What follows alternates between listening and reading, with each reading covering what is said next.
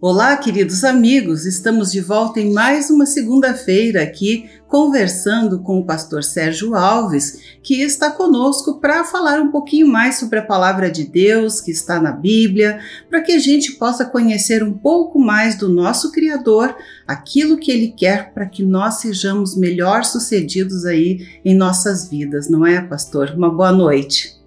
Boa noite a todos, a nossa audiência aí, do Viver Bem em Cristo, que há tantos anos nos acompanham aí. E estamos aqui com muita alegria de volta ao programa, né, para dar continuidade àquilo que Deus deseja que seja expandido aqui da verdade para todos que precisam da palavra de Deus, porque não tem nenhuma alma que não necessite da verdade de Deus, né? É verdade. Bem, e Deus nos diz muitas coisas boas, nos ensina, não é? O que a gente precisa fazer, não é? E que segundo o que Ele ensina, a gente não vai ter erro, não é? O problema é a gente cumprir, obedecer aquilo. Por isso ele também nos faz algumas admoestações. E eu encontrei aqui na Bíblia um trecho no livro de Mateus, no capítulo 10, nos versículos 16 e 17, que fala sobre algumas admoestações, né? E que diz assim: Eis que eu vos envio como ovelhas para o meio de lobos. Sede, portanto, prudentes como as serpentes e simples como as pombas, e acautelai-vos dos homens, porque vos entregarão aos tribunais e vos açoitarão nas suas sinagogas. Então, eu gostaria que o pastor comentasse essa passagem, não é? Porque ele nos diz para sermos prudentes e simples ao mesmo tempo, e também nos acautelarmos dos homens, não é? Sim. Essa parte da Escritura refere-se ao trabalho que o Espírito Santo deseja usar os cristãos para levar a novidade da Boa Nova às pessoas que são incrédulas, que ainda não são de Cristo e do Reino. O Senhor está alertando, admoestando, que nós deveríamos ter este comportamento ao enfrentar o mundo gentil, que nós teremos que ser prudentes, né, e ser humilde, as duas coisas, simples, né, porque isto não vai gerar complicações, contendas, repugnância da palavra. Porque quando a gente chega com prudência e com humildade diante das pessoas, por mais perversas que elas são, e por mais arredias com a verdade, com Deus, essas pessoas vão ter eles vão sentir que não há ali nenhuma intenção de ataque, de provocação, de confrontar, que eles são da linhagem perversa, mas as pessoas vão sentir um semblante de paz, e um semblante assim, de que só tem amor e vontade de ajudar as pessoas a serem edificadas. A prudência, né?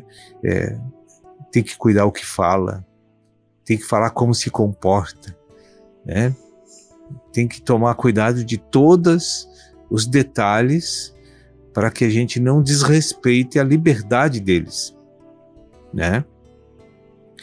Então Jesus nessa passagem estava dizendo que nós iríamos enfrentar pessoas fáceis de abordar e também iríamos enfrentar lobos, verdadeiros lobos que odeiam a verdade e o dono dela, que é Deus, e que nós teríamos que ter esse comportamento de resignação diante de qualquer tipo de reação deles, né? Que seja de aceitação, ou de reprovação, ou de revolta, a gente tem que continuar simples, humildes e prudentes diante dessas reações que a gente não tem nem ideia de como será. Então, para colocar e abordar, a gente tem que ter um cuidado imenso para sempre deixar aquele respeito absoluto pela liberdade deles. É verdade, pastor, e se nós formos pensar também, transportando isso para as outras áreas da nossa vida diária, né, também vai funcionar, né? Agir com pessoas com prudência, mas com simplicidade, humildade, né, vai também fazer com que sejamos bem-sucedidos, na maioria das vezes, né, eu creio, em tudo quanto nós fizermos no nosso dia a dia. Né, acautelando-nos sempre, né, com os homens, como diz ali, porque as reações das pessoas em relação a todas as áreas são muito imprevisíveis, não é? Então a gente não sabe o que se pssa na mente, no coração das pessoas, né, porque a gente vê que a nossa alma ela é muito complexa, muito cheia de enganos, de contaminações, de coisas até que vêm do passado, não é? E que tornam o homem, não é? O que é, né? Já começando lá pela corrupção, né, do homem com a queda, não é? E até hoje parece que isso cada vez mais se complica. Então nós temos sim que nos acautelarmos, né, mas sempre fazer essa abordagem, então, aí com prudência e com humildade, não é? Essa palavra prudência sempre a conotação dela aí no texto bíblico, sempre que a gente tem que respeitar as crenças e a liberdade de credo das pessoas, né? E a gente pode não estar concordando, pode não estar de acordo, mas nós temos que lembrar de que Deus fez todas as almas com livre vontade. E que nós não no evangelizar e levar a salvação para as pessoas, levar a proposta de Cristo para as pessoas, que é a salvação, nós devemos respeitar esses limites, né? E infelizmente nós corremos muitas pessoas do reino e da igreja por não sabermos chegar com esta orientação que Cristo deu. Nós queremos assim, nos sentimos assim até superiores a todos que nós vamos abordar. Arrogantes. Falta de humildade, porque na verdade nós somos iguais, né? Segundo Deus. Todos criados por Deus e todos corrompidos pelos nossos próprios erros, pecados, as nossas escolhas, né? Que muitas vezes, quando não temos esse conhecimento da verdade, como o Senhor diz, né? O conhecimento, uma orientação daquilo que vai funcionar para as coisas saírem bem, né? Em tudo quanto fizermos, seja na evangelização, no levar essa palavra às pessoas para que tenham a salvação, né, eterna, quanto às outras coisas que fazemos no nosso dia a dia, não é? Quando nós estávamos falando sobre essa passagem, eu tenho uma lembrança de uma experiência que eu tive com relação a esses conselhos de Cristo. Eu já era cristão, mas eu tinha uma empresa uma indústria de confecções que vendia uniforme industrial. E eu saía 3 dias por semana para vender esses produtos. E cheguei num cliente muito grande e já tinham me dito que lá eu não conseguiria nada, né? E porque eles eram difíceis de trato e não gostavam de novidades, assim, já tinham os fornecedores deles. E realmente, a primeira visita que me concederam, eu fui muito... Primeiro me deram um chá de banco de 2 horas, né? Para ver se desistia. Para ver se desistia. Depois... É que nem aposentadoria. Aí eu fiquei orando, assim, porque eu já era conhecedor das coisas. Fiquei orando, ali, pedindo para Deus abrir aquela oportunidade. De repente me chamaram para entrar na sala do gerente de compra. Aí eu fui muito maltratado. Mas se eu soubesse que era isso que tu queria, eu não teria te chamado. Mas foi assim muito ríspido e mal educado assim comigo e revoltado. Eu vi que ele estava muito estressado. Aí eu senti de baixar a cabeça e dizer, olha, me desculpa, eu não sabia que cheguei num dia errado aqui e os critérios de vocês de não ter outros fornecedores. E baixei a cabeça com humildade e fui embora. E não fiquei magoado. Não fiquei mesmo. Porque eu já conhecia os princípios de Deus um pouco naquela época. Aí, passados uns meses, o Senhor mandou voltar lá de novo. Gente, foi assim, Deus me provou que esses conselhos de reagir com humildade diante das ofensas mudam a pessoa. Quando eu cheguei lá e ele me viu pelo vidro, ele veio me buscar. E ele disse, vem cá, aquele dia eu te tratei muito mal. Eu quero te pedir desculpas, senta aí que eu quero ver o que tu está vendendo. E eu conquistei aquele fornecedor dessa forma, pelos esses conselhos. Eu pedi perdão para ele por ter chegado uma hora ali que não era boa e que eu respeitava os critérios de compra da empresa, que não tinha nenhum problema, né?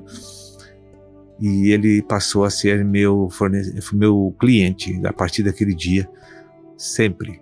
E era um cliente, sim, que eu podia dispensar muitas visitas, porque aquilo já 50% da fábrica era para atender só esse cliente, né? Então, esse conselho de Cristo funciona até no mundo natural, né? Porque esse conselho é para o mundo natural também. E para dentro da igreja que a gente tem que reagir assim com as pessoas. Porque se o meu valor pessoal fosse muito alto, eu teria me ofendido e teria saído ali com raiva de lá, que é o que geralmente acontece, né? Eu também teria dito umas coisas boas para ele. Mas como eu já estava assim um pouco tratado, o valor pessoal já estava reduzindo bastante. Então aí, porque é o valor pessoal que é o problema, né? Sim, Deus vai mostrando, não é? Que a gente realmente não é nada daquilo que a gente imagina. Porque quando o orgulho é muito forte no coração, como foi em outrora, em outros tempos, eu não teria tido essa mansidão com ele, não, né? Mas como eu já conhecia os princípios do Senhor, eu me humilhei ali, né? E conquistei, aquele homem foi conquistado pela humildade. Verdade, isso foi uma prova da verdade, né? Daquilo que Deus diz, que funciona mesmo. E ele se tornou meu amigo, sabe? A gente conversava muito. Então, isso que está aí é um conselho maravilhoso para toda a política de relacionamento humano nos negócios, na igreja, para tudo.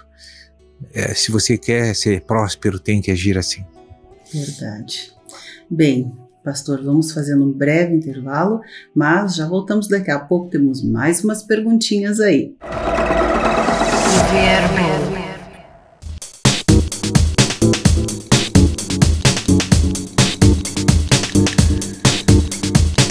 Estamos de volta com o nosso Viver Bem em Cristo e agora, pastor, eu quero falar, né, de um versículo da Bíblia que está em Mateus também, né, no mesmo livro de Mateus, no capítulo 10, mas no versículo 34, que tem uma frase aí que às vezes nos deixa meio chocados, assim, né?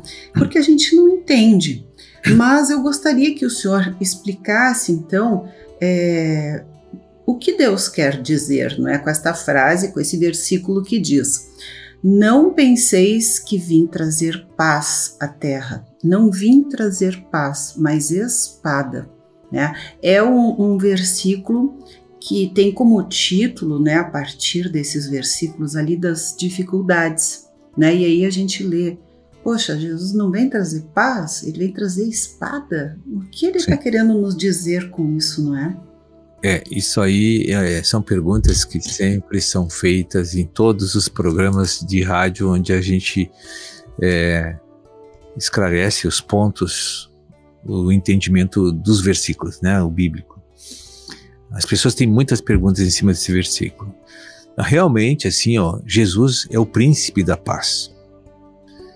Ele realmente veio trazer a paz, a salvação e a glorificação para todas as almas que o querem.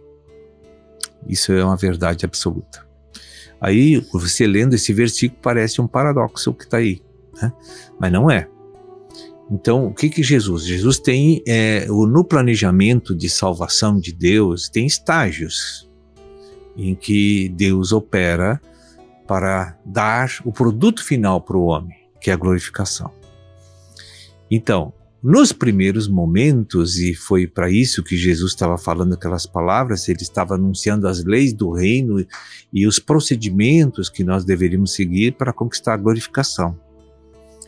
Então, o que ele veio trazer? Ele veio trazer uma espada. O que é a espada? Espada denota que você vai para uma guerra, que você vai lutar com alguém, que você vai brigar com alguém e que você precisa vencer alguém. Então, a espada, ela é uma ferramenta de defesa e de ataque. As duas coisas. Simbolicamente, essa espada se refere absolutamente à verdade, à palavra de Deus que está na Bíblia. Isso é a espada. A espada seria a palavra de Deus. A palavra de Deus, a Bíblia. Lá no livro de Hebreus, diz assim, no capítulo 4, no versículo 12, que complementa esse versículo, que a palavra de Deus é viva e eficaz, é a espada de dois gumes, que penetra no coração do homem e faz a divisão do que é maligno daquilo que é de Deus. Então ele tira da nossa alma o maligno, a palavra de Deus, limpa a nossa alma, purifica a nossa alma, tira o maligno da nossa alma. Então a palavra de Deus santifica a alma do homem. E essa espada, ela entra guerreando primeiramente dentro do nosso campo mental. Então essa paz que ele diz, digamos, não vim trazer paz, mas vim trazer espada, que é a palavra, é para lutar dentro de nós mesmos. Sim, porque você está num estado contaminado. Nós viemos para Deus num estado íntimo de contaminação total e estamos em oposição a Deus.